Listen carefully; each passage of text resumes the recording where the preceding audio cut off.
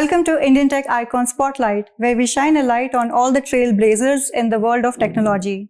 I'm Sheetal Acharya, and let's welcome our guest, Mr. Rakesh Singh, who is a senior leader with global impact and a resilient force driving large-scale digital transformations. Hi Rakesh, welcome to our show, and it's truly a pleasure to host you today. Thanks, Sheetal, for taking time. I truly feel honored to be part of this conversation and looking forward to share my own personal journey, especially what brings me here and how that actually evolved through the last 26 years. Wonderful, Rakesh. We can't wait to dive into your professional journey and your achievements. So, Rakesh, more than 2 decades in technology, how does it feel like and what this journey has been for you? Yeah, so personally, I feel like I can write a book on my journey. That's actually, I truly believe that. Last 26 years journey has been very enriching and fulfilling for me. A person that got graduated in Mumbai back in 1998, started a job through campus. Putney was my first organization. And that organization really set up my, I would say, the foundation that actually kind of resulted in everything that I've done since then. I spent a couple of years working for Putney. I have had an opportunity to go abroad through that organization. My first assignment being in Hungary, Budapest, and then subsequently to US, where I spent some time working with organizations like GE and Nike. And then for personal reasons, decided to move back to India. And that's where I joined Accenture. That was back in 2001. And after joining Accenture, it took a completely different turn. It has been an amazing experience being in the organization. And not only with the organization, the clients and customers that I've worked with has been truly an experience. Now, this experience has given me not the opportunity to go around the globe. I would say I can say I've pretty much been and worked in all continents, almost 20 different countries. And it did allow me to kind of really understand their culture, live there, embrace it, and really make an impact in the organization that I worked for. Back in 2005, I moved to UK, and that's where I decided to settle because somebody who's born in Mumbai, felt like a home, and I did feel like that's the place where I can actually set myself, and certainly I can feel to have my family in the country. Back in 2012, had a very short trip that actually brought me in Calgary without knowing that Calgary will become my permanent home. But overall, I would say my journey has been amazing. And it's all because of course, the organization that I worked for. It's the customers and the clients that you work with, and then the friends that you actually make around the globe, that actually gives you that experience. I still get in touch with the folks that I worked in my first project, half of them actually in Australia, somewhere in UK, and we still have that touch. So whatever actually you develop as your base, that goes a long way. So that's just a kind of in a nutshell my journey that has been since I graduated. Thank you for sharing that journey with us, Rakesh. Now, could you please tell a bit about your current role, how a usual workday looks like for you? Yeah, that's an interesting question. I do multiple jobs, but my main job is leading a large transformation programs. Definitely that actually is for a specific client where I would dedicate my most of time. But then I've also got other couple of jobs. One being leading our practice for Western Canada. And what that means is developing the future opportunity, developing our talent, looking at demand and supply, and making sure we got the right people in the organization to support that growth. I've got also an additional role, which is a quality assurance. What that means, based on the experience and knowledge that I've gained through last 26 years, advising our clients for a transformation journey and helping our own team, who's actually running another transformation program, to make sure there are things are delivered as per the expectation of the customer, but also as per the time and schedule that has been committed on the program. So I do advisory in a QA role. I lead our Western Canada practice from a growth and people development perspective. And then I have my own client where actually I spend most of my time leading a large transformation program. So that's actually why my day looks like. It's pretty busy. It does demand quite a bit of commitment outside of normal hours. It also demands me to travel many times, even though I'm trying to reduce my travel. But I have been on travel for many frequent visits and for a long time. Right. Rakesh, you talked about quality, and I come from a quality background. So I have a question related to that what role does quality play in any digital transformation? And, how do you ensure that it plays a pivotal role in when you deliver any project? Thank you for that one. Quality has a significant role to play in any programs and any work that we do. So program that I work or that I QA is not exception to that. Now, quality typically as a function by default is available, which allows people to really look at the business needs and making sure all the steps are in place to deliver the outcome in line with the requirements. So that's one aspect of it. But if you think about actually the bigger picture of quality from a customer standpoint of view, any solution that gets delivered, it's not only meeting the requirement, but also setting up them for a future enablement in terms of their future growth, whether actually they are doing, let's say, acquisition or as an organization, they have a clear agenda to kind of expand their footprint. So the programs of this nature not only focuses on what needs to happen today, but also the programs that actually will enable them to kind of look at the future. So coming back to your question around the quality, it's by default embedded into day-to-day work, the way we work. It's part of our methodology, but we also have a very specific team we call quality team that really focuses on capturing the business need and then creating the testing scenarios or day in a life scenario that really works for the business and making sure that output really delivers what the customer wants. So absolutely quality is I would say the critical part of any work that we do. Wonderful.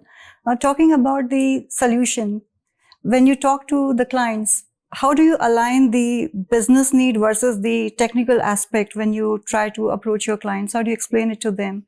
In most of the time, if I go basically take my history back in mid-90s or the early 2000s, a lot of time we used to kind of look at the business requirement and then accordingly solution what they're looking for. Now things have evolved significantly in last 10 to 15 years, and especially with the digital and cloud taking a front stage, it will become a completely different way of thinking.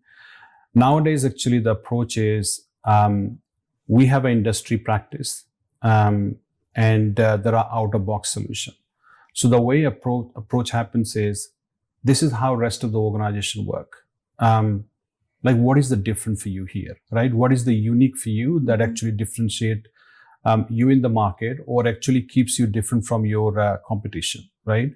And that's where actually we look at you should adopt most of the processes and solution in a pretty standard way. But if there are unique scenarios and unique business need that really makes or brings a market differentiation for you, those are the areas we should spend time figuring out if you need to create really a customized solution for you, right? So the world has completely shifted in last, I would say 5 to 10 years, where actually it's more moving towards the cloud adoption, standard solution, simplification. But there are still nuances. Every organization is unique. Every organization has a specific that actually matters for their business. And those are the areas where we spend a lot of time figuring out what is the right solution for them. And this is a solution we co-create working with them, right? So we design and build a solution, whereas majority part of the solution is it's literally gets configured and then actually offered to the business. That's great. Now talking about cloud, and you have led a lot of SAP Practice. So what's your approach on on-prem versus cloud? Like when you approach customers, right? What are the common challenges that you face in convincing? Yeah. So it depends on the industry that you operate in. So I spent time working in the public sector. Now, public sector has some rigid controls that's needed. There are certain criteria that data cannot be hosted outside of that country. But there are other industry which are a little bit more open. Right. So depending on the industry, we have that conversation. So, I mean, in principle, I can say, if you're operating in public sector environment, very likely you can still choose the cloud-based solution, but the data has to reside within the country in most of the cases, especially when you talk about the personal type of data, like the data pertaining to me or the other employees, social security numbers and things like that. But for the other organization, it's pretty open. I think they're open to have their data sitting outside as long as data is secure and controlled. So our conversation is depending on firstly the industry, and then depending on the cloud preference. The customer preference, right? Some customers are open to take a risk. Some customers are not open to take a risk, and that's the conversation happens. What risk is okay and what risk is not acceptable, and then accordingly we kind of work with them to decide whether actually the cloud solution needs to be hosted within Canada, or is this something that can be actually accepted if it's hosted outside of Canada, right? So that's how conversation goes. There is no one single bullet to say this way or that way. I think it depends on the situation, depend on the customer, and depending on the industry that we operate in. So Rakesh, a tech talk wouldn't be a tech talk if we don't talk about AI these days. So we have AI, generative AI, and then agentic AI. So how do you see the future evolving with all these technologies? Absolutely. I think in today's market, those three topics, and I know agentic AI is comparatively new, but these topics has taken a center stage everywhere. Every forum you go, every client you go, this is the hot topic. Now, when we talk about AI, agentic AI, what becomes important is the organization maturity to their data, because data is the foundation for everything. If the organization is mature enough, how they have managed their data, for them actually there can be a more accelerated path. For the organization that are still struggling with to get a core set of data in a format that actually more curated and acceptable for a Gen AI, then I think there is a long journey to go. Now, having said that, most of the organizations are very curious. Most of the organizations are going after some sort of use cases. And I think we also advise to the customer, do not actually boil the ocean. It's absolutely the right place to start, but pick some of the use cases that's really relevant for your organization, because a lot of time what happens is like AI is such a buzzword. People tend to kind of go and run everywhere, right? In terms of trying to find the use cases. My coaching always to my customers is look at very specific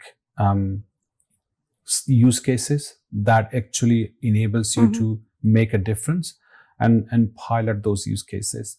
And as you pilot, there is a number of things come to consideration in terms of while we're going after AI, it comes with a lot of responsibility as well in terms of how the AI is going to be consumed in the organization, how it's actually governed in the organization.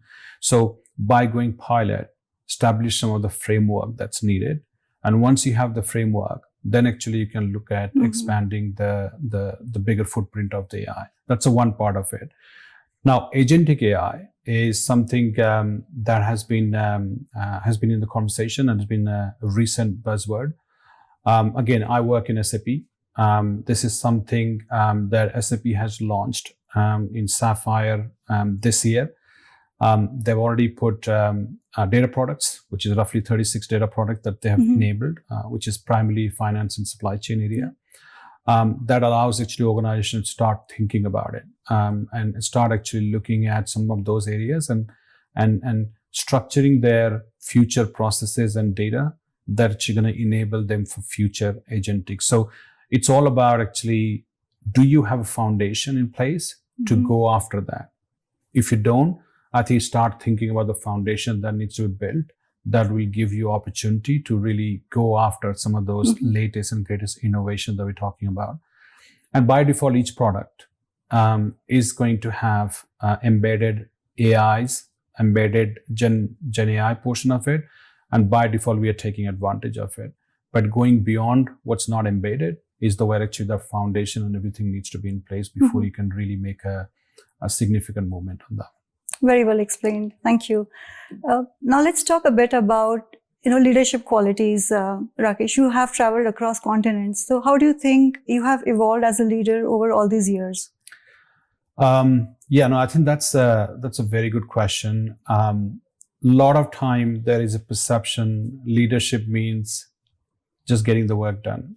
And I think through that experience, I started as a individual contributor. And then as an individual contributor, you learn things and you understand actually what the team player looks like and how the team delivers an outcome. And then you start getting to the mindset of actually team really becomes an important part of everything that you do. And then subsequently, you get into the mode of how do you motivate, because team is as good as people are motivated and people are actually putting their individual contribution to the maximum potential. So for me, the leadership goes in a multiple way. One, as you grow in the organization, guiding people in a right way, coaching people in right way, and then setting the direction and path for that. So people send, like Accenture, if I work for Accenture, Accenture is 850,000 people across the globe. Our biggest asset is people. And that means actually taking care of people, not only just from a human perspective, but more in terms of the coaching, giving them a learning opportunity to deliver and take the bigger and bigger responsibility. This is all part of the leadership. So for me, leadership goes in many directions, but I think if I just summarize in a way that actually for me, the people aspect really becomes important of any leadership DNA that we look at. So that's probably my kind of quick way to summarize that leadership. Absolutely. And talking about teams, so people management is the toughest skill set a leader has, right? What's your approach towards conflict management? Conflict management can be between people and leader, between my team and client's team. So there is a range of scenario that can lead to. My best way to deal with I never make a decision or actually interfere by listening to the one party. I always actually have conversation with the both parties to understand what are kind of individual position in that situation. And to be honest, the best way to tackle the conversation like this, bring them into the conversation together. Most of the conflicts happen either as a result of ego, I would say, or as a result of just not having a clarity in terms of the roles and responsibilities. So for me, the best way to resolve the situation is just be in direct conversation with those individuals, bring them together to have put their perspective. There is no good or bad perspective. And then really kind of find a best possible way to collaborate and work together. As I said, like even for this one, every scenario can lead to different type of conversation. There isn't actually one particular scenario that leads to conflict. So depending on the conflict, I certainly actually like to bring the parties together to talk through and then really get a consensus between them rather than me kind of stepping in and telling them what to do.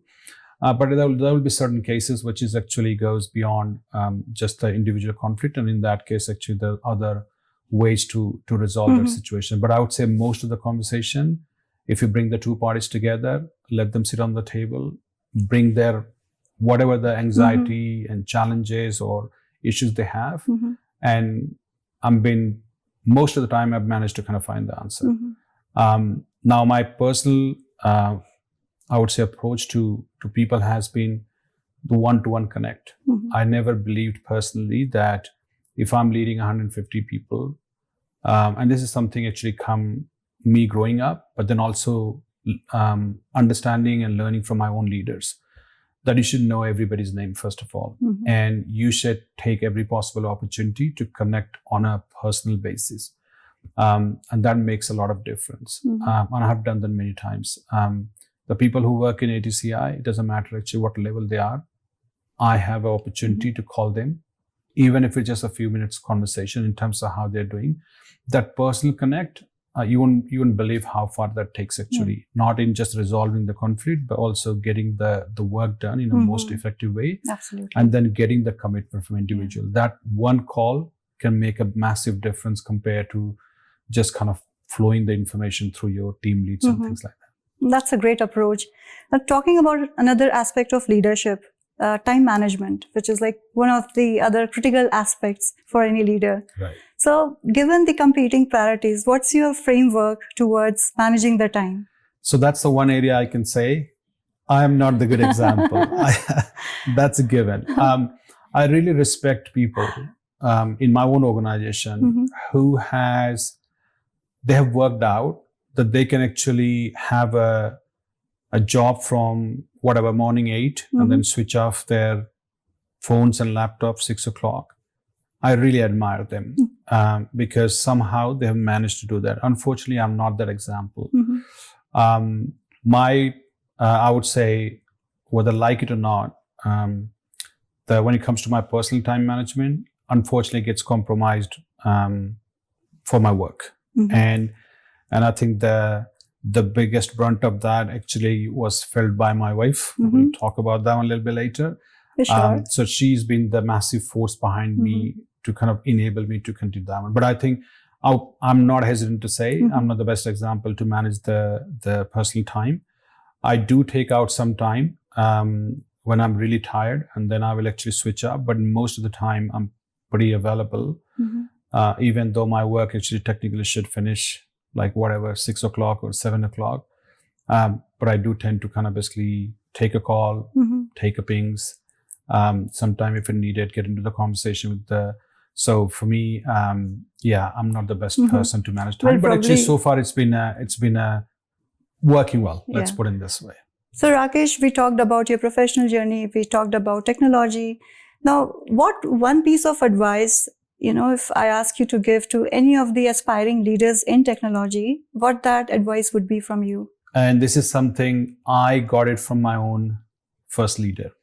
My leader told me, and I still believe in, and I've done that actually personally. Back in when I started my career in Putney, my people lead told me that whatever you do, there is no job that's really kind of small or big or large. Whatever you do with your best, like give your best to that job. And the example he gave me was, if I ask 5 people to go and print this 5-page document and bring it to me, I can guarantee you that actually one person will just print it and give it to me. Another person may print it and staple it and give it to me. The third person will actually may do print it, staple it, but actually kind of put in a folder around it and give. Now, the difference between those 3 is somebody's taken their job to put the highest quality to whatever the smallest job that they had. Yeah. So for me, the first coaching that I give to all the future leaders and even the people coming into this professional life is, whatever job you take, you put your best, right? It doesn't matter what job it is, because every time you put, that gets noticed. That's the first thing I would say from a coaching perspective. The second thing I would say is be yourself. I've been through phases where I have had a feedback. I'm a pretty aggressive guy generally. I'm pretty vocal. And when things are not right, you can see on my face. There's been a lot of feedback as I'm growing up in the organization that you can actually, you should change your face when you're in front of the customer and things like that. And we all tend to adjust that one. But what matters end of the day is you being you, right? You can only deliver the best outcome when you just be yourself. Right. So I always coach people will give you coaching, and you should take a coaching. If things that actually needs to change for a good reason, you should take coaching. But you should not lose your authenticity, because authenticity is what actually keeps you going. So be who you are, be authentic, and everything will actually take care by themselves. So those are the two things I always tell every either newcomer or the people who wants to kind of grow up in organization like this. Those are wonderful takeaways. Thanks for sharing that with us, Rakesh. Now, we would like to explore the code base of your early days. Now, let's talk about your hometown where you were born and how was your childhood like? Born in a very small village near Banaras. Siuka is the name of the village. And I spent my first few years. So I still have a very good connection. And my wife always said, like, actually, it doesn't feel like you've been living in a foreign country for 20 years because I have a very small things that actually I have experienced in village, and I still actually really like that connection. So you're still rooted. Absolutely. Hometown. That's good. So that's actually, but then subsequently I grew up, as I said, like in Mumbai. I would say growing up in Mumbai is very different. Being actually, so I was just like born in a small village, but then I moved to Mumbai and then did most of my studies in Mumbai. I grew up a place called Dombivli, which is actually one of the suburb in Thane district, and I still have a connection. So I visit like twice a year because my parents still live there, and I've seen that city evolving significantly in the last 25 years. So I think that's just I would say actually, even though I moved around here and had experience to kind of move around the globe, my connection to my native place still remains, and the small things that actually matters in that place, it still kind of touches me. Yeah. Right? So all those fond memories you still carry with you. Absolutely. So Rakesh, now let's talk a bit about your family. Who all are the key members in your family? While I was growing up, I would say, of course, my native place, I have had uncles and their family. But when I moved to Mumbai, our core family being my parents and my older brother, and then two younger sisters. So that's the kind of the core family that we grew up. Of course, I lost my father a few years ago. So my mom is still there, and my both sisters, they're married and they live in actually Mumbai. So Rakesh, if I'm not wrong, you have lived in 26 countries. That is correct. And that's like wonderful, would have been a wonderful experience. So how that global exposure has shaped you as a leader overall? The learning experience, and I would say going around that different part of the country, seeing the people, how they interact, how they culturally operate, even in your offices, gives you a lot to take on it, and you learn a lot of those things actually, and certain things actually it becomes part of your DNA because you live there, you understood that culture and understood the people. So as a leader, how that helps me, what it helps me is it gives me confidence and it gives me a lot of appreciation of how to interact with people that may be coming from a different background and different communities and different cultures, right? And that gives me a one-way advantage as well, because I know what to actually exercise on a personal level and when not to exercise. And what I meant is actually when to be pretty vocal and pretty transparent, and when to kind of be a little bit mild, right? So these things actually, as a human, as you grow and as you kind of understand the people from different background and cultures, plays a significant role. So yeah, just take an example of being in Middle East, being in Africa, being in Europe, being in Southeast Asia.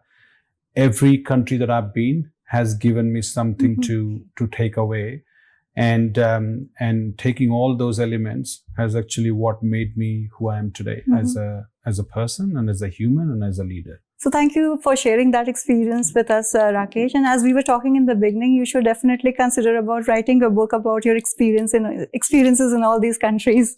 No, absolutely. I do think there will be time. Well, I'll be thinking, because as I said, like when I start thinking about the experiences that I've been through, some good, some not so good, but every experience teaches you something. Absolutely. And when I think about actually, if I write a book, I can certainly tell that actually it's going to be a really, really interesting read, because a person that actually born in a very small village, grew up in Mumbai, and then had an opportunity to roam around the globe has a lot to offer in terms of those specific individual experiences that I've caught up. It's just amazing. I'm just going to share one particular thing. Yeah. I was in Gabon, and in Gabon, I was actually operating in a very small place called Gamba. It's where the Shell was operating their assets. It's not a big city. Everything was controlled by Shell as an organization. So we were actually advised that not to go in the villages, even to do the haircut. And so I attempted myself actually to do the haircut. And after trying for 30 minutes, I lost my patience, and then actually I cut different part of my hair that looks really weird. And then I had to ultimately go to the native place to kind of get my hair cut. But that experience and that story itself is like basically tells you that as an individual, how you adopt to the situation that you are in, and then you experience that one, and then actually kind of sit back today and smile on it, right? Because those things actually doesn't come often, and it's not planned. It just happens to be you were at that point at that place, and you had this situation, and makes a smile on the face. And there are examples like this, plenty of those, right? So when I think about writing the book, those will actually make in those books, and I think it's going to be a really good and interesting read. Absolutely. And now we can see a rising author as well. Thank you. So Rakesh, now let's talk a bit about your family. Who all are the key members in your family? In my native place, I've got my uncles and their family. But when I moved to Mumbai, my parents and then 3 siblings. So I have an older brother who's 2 years older than me, and then I've got 2 younger sisters. So that's actually been our family. We all grew up in same place. It's Dombivli, which is actually one of the small suburb in Thane district in Mumbai. And it was amazing. I mean, to be honest, I have been going to Dombivli, as I said, like twice a year, and the change that I have seen in last 15 years has been unbelievable. Right. There are some good things, but there are some actually things that I miss. Growing up at that time, you walk in a market, you can count the number of cars and number of vehicles. And now if you walk today, you miss those things because it was such an open space. You knew every person in the community. That doesn't exist anymore. That doesn't mean it's wrong, but it's just how the things have evolved. And I miss some of those things. I miss the time that I had in 80s and 90s. But there are some goodness as well, actually. Nowadays, there's a lot better infrastructure, a lot more connectivity than actually what it used to be. So there are some positive things, but as somebody who actually grew up back in 80s and 90s in that city, there are things that I miss as well. So Rakesh, most of the times you're busy with work. So are there any hobbies or interests that you like to pursue outside of work? Yes. I think we all, as an individual, have some sort of that actually keeps you engaged and keeps you stress-free, because hobbies are sometimes a way to get out of your normal routine and get, I would say, charged, right? So I would say cricket has been my passion. Like back in early days, I used to play cricket, and then after that it was more watching. But there's another hobby that I have, singing. So when I was in my engineering, I used to do a stage performance. Like any engineering student, you probably perform Bollywood songs. I used to be, I would say, pretty decent singer. I used to sing Kishore Das songs a lot. And even today, I think this is one of my stress buster. If I'm in a stress, I'll find a corner and I'll basically pick a song and then I will go and sing. So I would say singing is the one way for me to really take the stress out and recharge, to be back in the zone I would like to be. So yeah, those are the kind of two specific hobbies. Now, as we got the family, and the kind of our hobbies actually becomes a lot more focused towards the kids, like taking kids to their own personal, let's say, sports and other things like that. And then you develop other hobbies in anticipation of that one. But my personal hobbies has been just like the cricket as a game, and then singing as a way to kind of take the stress out. Wonderful. So thanks for sharing that with us, Rakesh. And I guess not many of your team would be knowing that you have a passion for singing. Yes, I do. I mean, sometime actually when we get a gathering, either somebody else's house, or like if you can find a way to engage the people and have a little bit more fun. Certainly, I do get an opportunity to kind of sing, and I do sing. So as I said, like I really enjoy singing. Like we used to call a bathroom singing. So like sometime actually I just comes out naturally. Yeah, it just comes naturally, right? In terms of, I just said, like, I mean, if I'm stressed on something, I just find a song and then completely get into that one, and then I think you basically by default come out of that stressful zone and become like normal.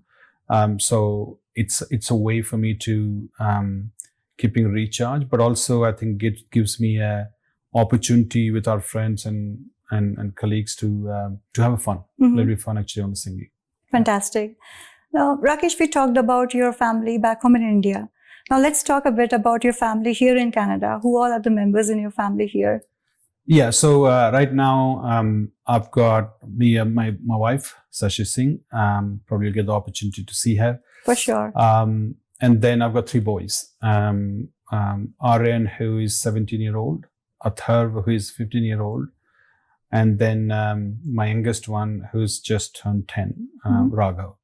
Now, my first two were born in UK. So when we moved four of us to Calgary, and the youngest one is born in Canada. So I can say he was the first Canadian to be in the family. So that's my immediate family. And so far it's been good. Now we're kind of seeing how as the kids are growing, things are changing. We're going to experience probably next year when my son is going to go to university, how that plays out. So a little bit anxiety around that one. But yeah, that's actually my immediate family. Now, I do have my father-in-law, Mangla Singh, who had an opportunity to be here last year for 1.5 years. I think he's going to come here again this year. So I think that certainly gives kids to get a grandparents' side of the feel and experience, which has been missing for this generation, unfortunately, because my parents have been in India. They didn't feel like coming here. So that part was missing. So my father-in-law being here, I think that certainly brings that experience that actually large part of their life they miss that experience. Oh, lovely. Thank you. It's been wonderful chatting with you so much, Rakesh, for taking out time from your busy schedule and coming to our show. Thanks, Sheetal. Thanks for the opportunity, and it's a pleasure to have a conversation with you.